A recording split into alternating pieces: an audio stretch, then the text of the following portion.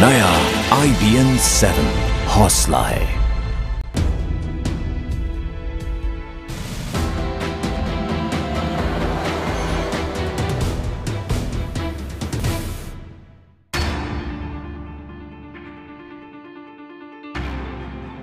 उन्होंने बड़े बड़े उद्योगपतियों से कर्ज लिया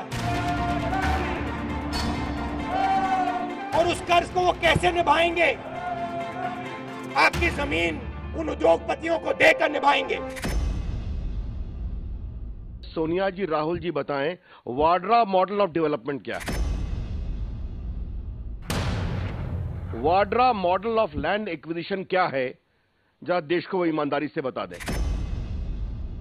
मोदी सरकार का रवैया पूरी तरह से किसानों, मजदूरों और गरीबों के खिलाफ है। इनकी कटनी और करनी में बड़ा अंतर है। इन लोगों के दिल में कुछ और जबान पर कुछ। ये लैंड एक्विजिशन बिल के कारण मोदी गरीबों की बात कर रहा है।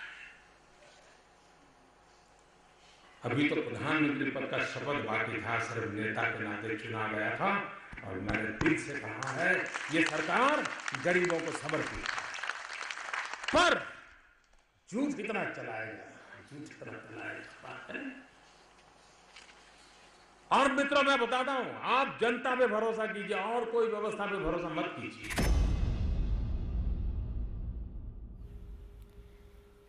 नमस्कार, इंडिया 9 बजे में आपका स्वागत है। भूमि पर हो रही है जंग। भूमि बिल को लेकर देश का सियासी पारा चढ़ा हुआ है। करीब 2 महीने अपनी जमीन से दूर रहने के बाद लौटे कांग्रेस के युवराज राहुल गांधी ने आज जमीन अधिग्रहण बिल के मुद्दे पर केंद्र सरकार पर जमकर हमला बोला। राहुल गांधी ने सीधे प्रधानमंत्री नरेंद्र मोदी पर निशाना साधते हुए कहा कि प्रधानमंत्री चुनाव प्रचार के दौरान कारोबारियों से लिए गए कर्ज को उतारने के लिए किसानों की जमीन उन्हें देना चाहते हैं। कांग्रेस अध्यक्ष सोनिया गांधी ने भी केंद्र सरकार पर जमीन अधिग्रहण बिल के मुद्दे पर जनता को धोखा देने का आरोप मढ़ा। ये रिपोर्ट देखिए।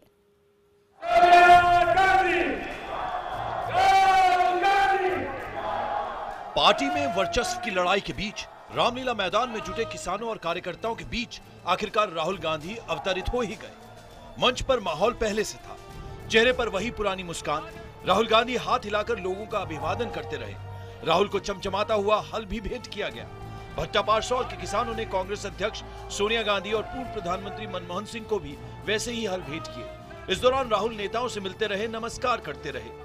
मंच की कमान राहुल खेमे के दिग्विजय सिंह ने संभाल रखी थी। लोग बीच बीच में आकर उन्हें माला पहनाते रहे। राहुल हाथ में कागज थामे हुए थे, बीच बीच में वो कागज पर नजर डालते रहे। दिग्विजय एक एक करके स्थानीय नेताओं को माइक के पास बुला रहे थे।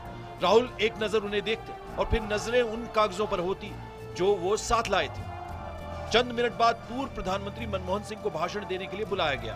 अरसे बाद मनमोहन को कांग्रेस की किसी रैली में याद किया गया था। मनमोहन ने बोलना शुरू किया। निशाने पर मोदी सरकार और उसकी नीतियां थी। किसानों को उनकी उचित मजदूरी नहीं मिल रही और इस तरह से किसान विरोधी नीतियों का अब पर्दाफाश होने वाला है। हम इन किसान विरोधी ताकतों का बड़ी डट कर मुकाबला करेंगे। इस दौरान कैमरा राहुल की तरफ गया तो वो फिर अपने साथ लाए कागजों को पढ़ते नजर आए। चिरपरिचित मुस्कान लगातार उनके चेहरे पर नजर आ रही थी। बीच बीच में नेता राहुल को माला पहनाने के लिए मंच पर आते रहे। मनमोहन ने भाषण खत्म किया तो दिग्विजय सिंह फिर माइक के पास पहुंचे। राहुल को बुलाने के अंदाज पर गौर करिए। आज देश भर का किसान आपकी तरफ देख रहा है। ये लड़ाई जो भट्टा पारसोल से शुरू की थी, पूरे देश में आपको ले चलना है, जाना है, दौरा करना है, आपको नेतृत्व देना है, किसानों को उनके हक की लड़ाई लड़नी है। देश आपसे उम्मीद करता है। मैं आपको आमंत्रित करता हूं, आदरणीय राहुल जी। कांग्रेस के सारे नेताओं की मौजूदगी के बीच इस तरह के खुलेआम ऐलान को सुनकर राहुल मुस्कुराते रहे। राहुल भाषण देने के लिए माइक तक चले आए, लेकिन तभी ध्यान आया कि रैली के संयोजक ए.के. एंटनी तो छूट ही गए हैं। तुरंत उन्हें स्वागत भाषण के लिए बुलाया गया। एंटनी अंग्रेजी में किसानों से बात करते रहे और राहुल अपने साथ लाए कागजों को पढ़ते रहे। एंटनी का भाषण खत्म हुआ और आखिरकार राहुल माइक तक पहुंच गए। किसानों, भाइयों और बहनों, आप सबका यहाँ बहुत बहुत स्वागत, नमस्कार। अपने भाषण में राहुल ने जमीन अधिग्रहण बिल के बहाने केंद्र सरकार पर तीखा वार किया। राहुल ने कहा कि प्रधानमंत्री नरेंद्र मोदी अपनी छवि चमकाने के लिए किसानों से उनकी जमीन छीन रहे हैं। मोदी जी का मॉडल है, नींव को कमजोर करो, इमारत पे सीढ़ी लगाओ, सीढ़ी पे चढ़ो और उसकी पुताई करो, इमारत को चमकाओ और पूरी दुनिया को बताओ कि देखो भैया मैंने इमारत चमका दी, और अंदर से इमारत खोखली हो जाती है। 59 दिन की लंबी छुट्टी के बाद पहली बार लंबी खामोशी के बाद बोल रहे राहुल गांधी यहीं नहीं रुके। उन्होंने प्रधानमंत्री पर निशाना साधते हुए कहा कि वो कारोबारियों का कर्ज चुकाने के लिए किसानों की जमीन उन्हें देने की तैयारी में है। उन्होंने बड़े बड़े उद्योगपतियों से कर्ज लिया है और उस कर्ज को वो कैसे निभाएंगे, आपकी जमीन उन उद्योगपतियों को देकर निभाएंगे। इसलिए वो जमीन के बिल को कमजोर करना चाहते हैं और इसीलिए वो किसान को कमजोर करना चाहते हैं। करीब 20 मिनट तक भाषण देने के बाद राहुल वापस अपनी कुर्सी पर जाकर बैठे। दिग्विजय सिंह तुरंत उनके पास पहुंचे, पीठ थपथपाई, हाथ मिलाया। अब बारी सोनिया की थी। हमारी सरकार सभी दलों की सहमति से भूमि अधिग्रहण से संबंधित एक नया कानून लेकर आए थे। ये कह रहे हैं कि ये किसानों के खिलाफ एक षड्यंत्र था। किसानों के विरुद्ध षड्यंत्र तो आप ही रचा रहे हैं। आपने बड़े पैमाने पर उस कानून में बदलाव किए हैं जो किसानों के हितों के खिलाफ। आपके जीवन मरण का सवाल है। सोनिया के भाषण के दौरान राहुल ने जेब से फोन निकालकर उसे खंगालना शुरू कर दिया था। मंच से अलग एक और तस्वीर सामने थी। इधर सोनिया गांधी केंद्र सरकार पर हमला बोल रही थी तो उधर रैली में आए किसान उठकर जाने लगे। उन्होंने सोनिया का भाषण खत्म होने का इंतजार नहीं किया। सोनिया के चंद मिनट के भाषण के बाद आखिरकार रामलीला मैदान में गर्मी से जूझ रहे लोगों को राहत मिली। ये राहत मंच पर भी थी। एक दूसरे से हाथ मिलाया, नमस्कार किया और कांग्रेस की ये ऐतिहासिक रैली खत्म हो गई। जमीन वापसी के नाम से अपने उपाध्यक्ष राहुल गांधी को मैदान में उतारकर कांग्रेस अपनी खोई जमीन वापस पाने की भरपूर कोशिश कर रही है। लेकिन बड़ा सवाल यह है कि हर मुद्दे को छूकर छोड़ देने की राहुल गांधी की आदत इस बार भी बरकरार रहेगी या इस मुद्दे को वो अंजाम तक पहुंचाएंगे। कैमरामैन निजाम और सहयोगी पायल के साथ अरुण सिंह, दिल्ली, IBN 7। कांग्रेस के नेताओं के हमले के बाद जल्दी ही केंद्र के मंत्रियों ने आरोपों का जवाब देना शुरू कर दिया। रॉबर्ट वाड्रा के बहाने बीजेपी ने कांग्रेस पर सफेद झूठ बोलने का आरोप लगाया।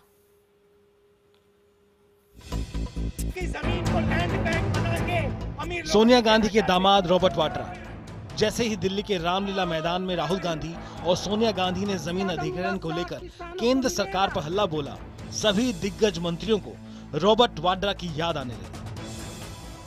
कांग्रेस की रैली खत्म होने के कुछ ही घंटे के भीतर संचार मंत्री रविशंकर प्रसाद ने प्रेस कॉन्फ्रेंस करके सोनिया गांधी और राहुल गांधी से सवाल पूछा कि जमीन अधिग्रहण का वाड्रा मॉडल क्या है। राहुल गांधी जी से और सोनिया गांधी जी से मेरा एक बहुत ही विनम्रता भरा सवाल है। वो जब लैंड एक्विजिशन के मामले में गुजरात मॉडल की बात करते हैं तो हम ये जानना चाहते हैं, सोनिया जी, राहुल जी बताएं, वाड्रा मॉडल ऑफ डेवलपमेंट क्या है? Vadra model of land acquisition क्या है? जरा देश को वो ईमानदारी से बता दें कि छोटे गरीब किसानों की जमीन कानून को तोड़कर सरकारी दबाव में जिस तरह से राजस्थान और हरियाणा में ली गई। करीब महीना भर पहले ही CAG की रिपोर्ट में कहा गया था कि हरियाणा की हुड्डा सरकार ने DLF के साथ जमीन समझौते में रॉबर्ट वाड्रा को अनुचित लाभ पहुंचाया। इस रिपोर्ट के आने के बाद से ही माना जा रहा है कि रॉबर्ट वाड्रा नई मुश्किलों में घिर सकते हैं। अब कांग्रेस की रैली के बाद केंद्र के मंत्रियों का रुख वाड्रा को लेकर और आक्रामक हो गया है। किसानों की रैली नहीं थी, ये कांग्रेस कार्यकर्ताओं की रैली थी और लगातार जब कन्विंस नहीं किया जाता तो कंफ्यूज करने की कोशिश होती है।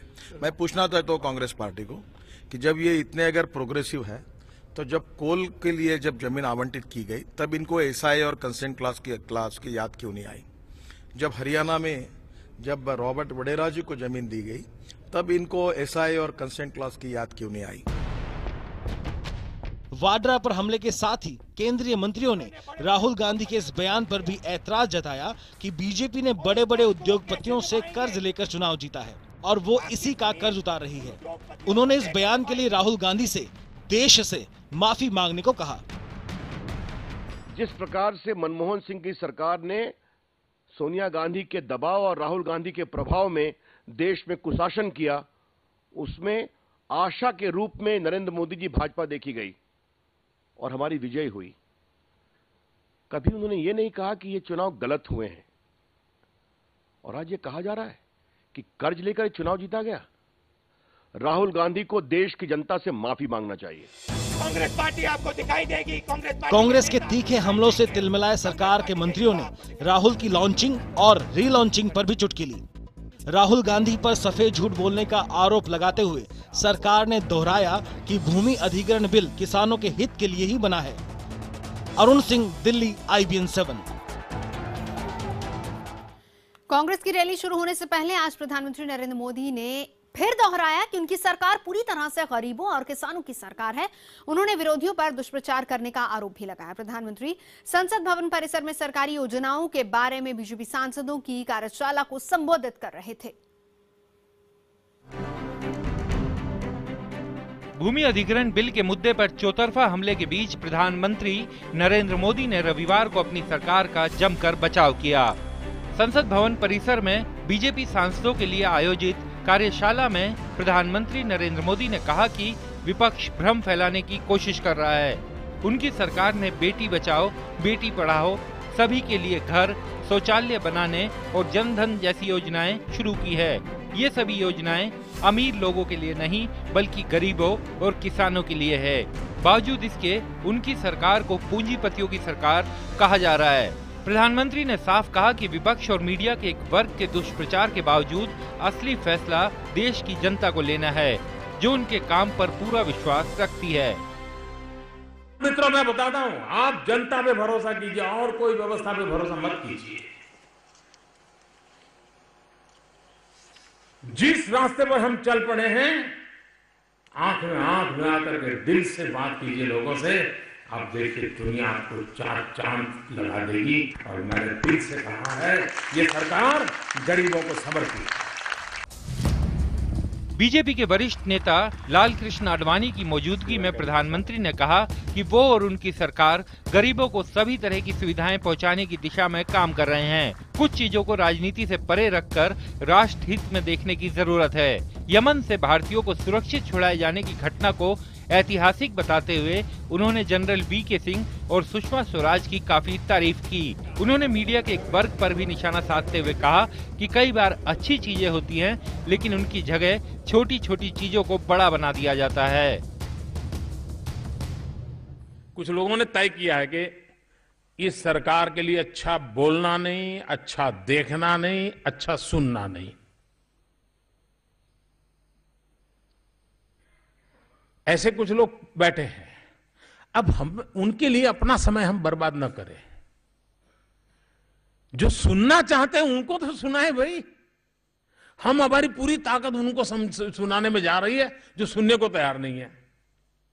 वो अपना काम करते रहे। जाहिर है प्रधानमंत्री और सरकार जानते हैं कि आने वाले दिनों में विपक्ष के हमले और तीखे होंगे। इसके लिए उन्होंने सांसदों को तैयार रहने को भी कहा। बैठक के समापन में पार्टी अध्यक्ष अमित शाह ने भी सांसदों को संबोधित किया। प्रधानमंत्री का अपने पार्टी के सांसदों को सीधा संदेश था कि विपक्ष भूमि अधिग्रहण बिल समेत कई मुद्दों पर उनकी सरकार के खिलाफ दुष्प्रचार में जुटा है और जिससे सरकार और पार्टी की छवि भी खराब हो रही है। जाहिर है प्रधानमंत्री ने इसका हल भी बताया। उनका कहना था कि सांसद सरकार की उपलब्धियों को लेकर जनता के बीच जाएं। हालांकि इसका पूरा फायदा तभी मिलेगा जब जनता सरकार की उपलब्धियों को लेकर पूरी तरह से संतुष्ट नजर आए। विक्रांत यादव, दिल्ली, IBN 7। किसानों पर हो रही सियासत के बीच बारिश और सूखे से बर्बाद हुए किसानों की खुदकुशी का सिलसिला थम नहीं रहा है। सबसे ज्यादा खराब हालात तो महाराष्ट्र में है, जहां सरकारी आंकड़ों के मुताबिक हर रोज औसतन 7 किसान खुदकुशी कर रहे हैं। ये आंकड़े सामने आने के बाद राज्य के मुख्यमंत्री देवेंद्र फडणवीस ने किसानों से माफी मांगते हुए भरोसा दिलाया है कि राहत के काम में लापरवाही करने वाले अफसरों के खिलाफ कड़ी कार्रवाई की जाएगी। फडणवीस से बात की हमारे संवाददाता दिनेश मौर्य ने।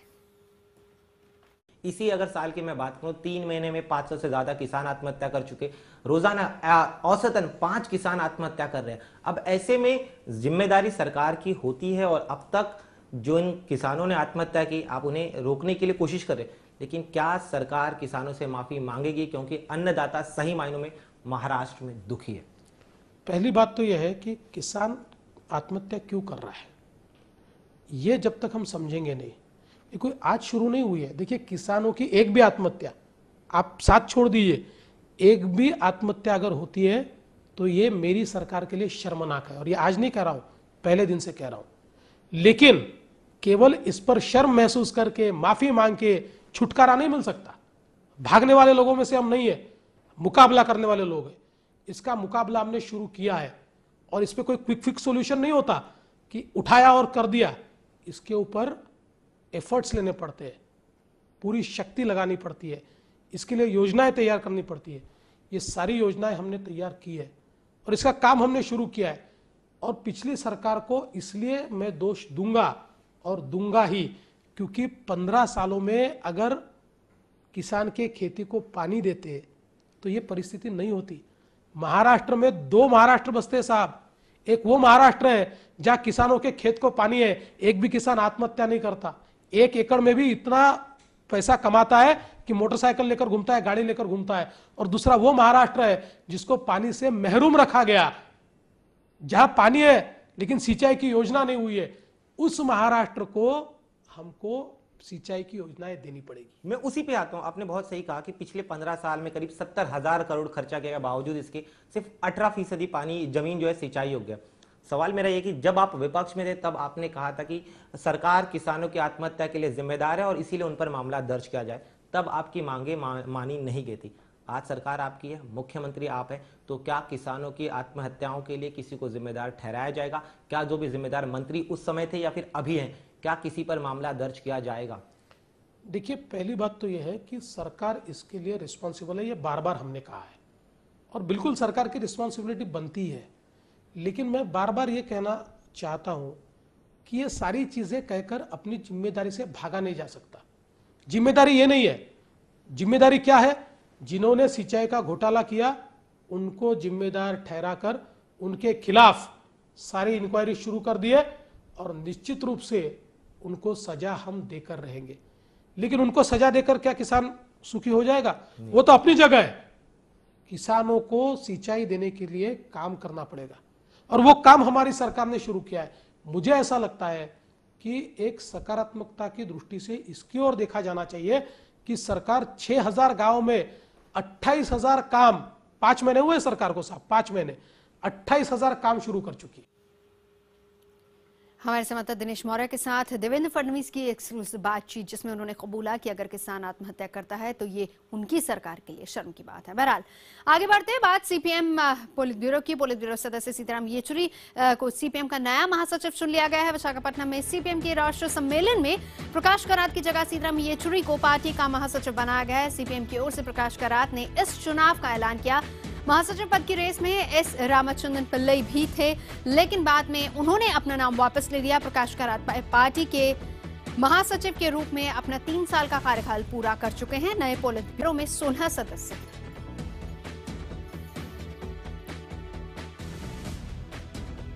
तो इंडिया 9 बजे में फिलहाल इतना ही। रुकेंगे एक ब्रेक के लिए। ब्रेक के बाद संक्षेप में दनादन खबरें।